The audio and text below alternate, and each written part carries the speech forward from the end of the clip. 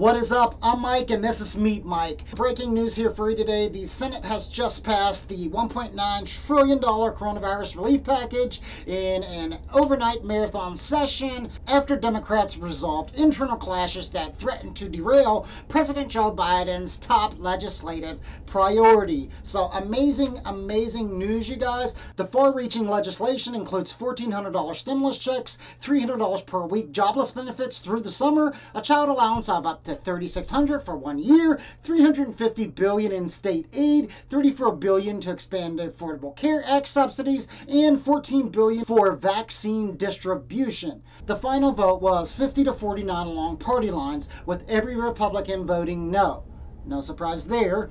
It came after Democrats voted down a swath of Republican amendments on repeated votes of 50 to 49 to avoid disrupting the delicate agreement between progressive and moderate senators. Before it can be signed by President Biden, the legislation will have to be passed again by the House because the Senate made changes to its version, which Democrats approved along party lines last Saturday. The vote was a critical early test of Senate Majority Leader Chuck Schumer's ability to keep all 50 Democrats unified behind a major piece of legislation despite being an ideologically and regionally diverse caucus. We're not going to make the same mistake we made after the last economic shutdown, when Congress did too little to help the nation rebound, locking us into a long, slow, painful recovery. Schumer of New York said before the vote, "We're not going to be timid in the face of big challenges." Senator Majority Leader Mitch McConnell blasted Democrats for taking a partisan approach and said the United States economy is going to come roaring back,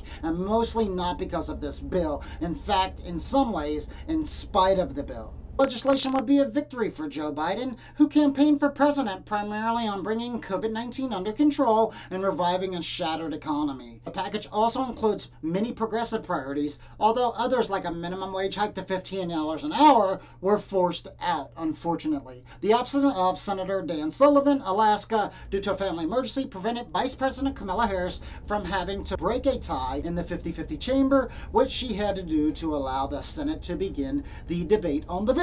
The Senate's changes to the House-passed version of the plan include reducing the jobless benefits to $300 from $400 in the House bill and extending them slightly to September 6. The Senate limited eligibility for the $1,400 checks by capping the payments for those who make $80,000 or $160,000 for couples. And the bill subsidies 100% of COBRA insurance coverage for jobless Americans, up from 85% in the House version. The Senate also approved some modest and non-controversial amendments offered by both parties before passing the final version. The Senate appeared ready to begin the lengthy process known as a vote-a-rama on Friday morning, but then Democratic leadership hit pause to sort out a last-minute dispute over jobless benefits and keep Senator Joe Manchin of West Virginia on board after he appeared ready to side with Republicans and change that provision, a move that would have alienated progressives. As a result, Democrats dragged out the first vote of the day for 11 hours and 50 minutes, setting a record for the longest Senate vote.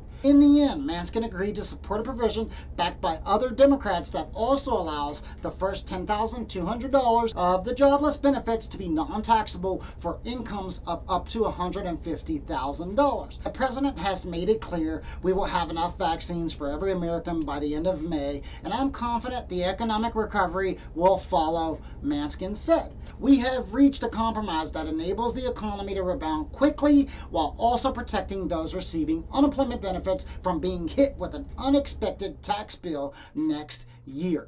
So you won't be taxed if you have an income up to $150,000. Biden was in touch with Manchin during the course of the negotiations on the unemployment benefits compromise, a source familiar with the discussions said. So, fantastic news, you guys. It's going back to the House to get the final vote. Then it goes to President Joe Biden. He signs it. Hopefully, the American people will start seeing payments within a few days. The $600 payment back in December went out literally, I think, within a few days, 48 hours. I know people who were getting direct deposits. Fantastic news. I know I need the money. American people need that money. Get that out there. They need that help. I'm Mike, and this is Meet Mike. If you guys like this video, give me a thumbs up, smash that subscribe button, and stay tuned for the next one.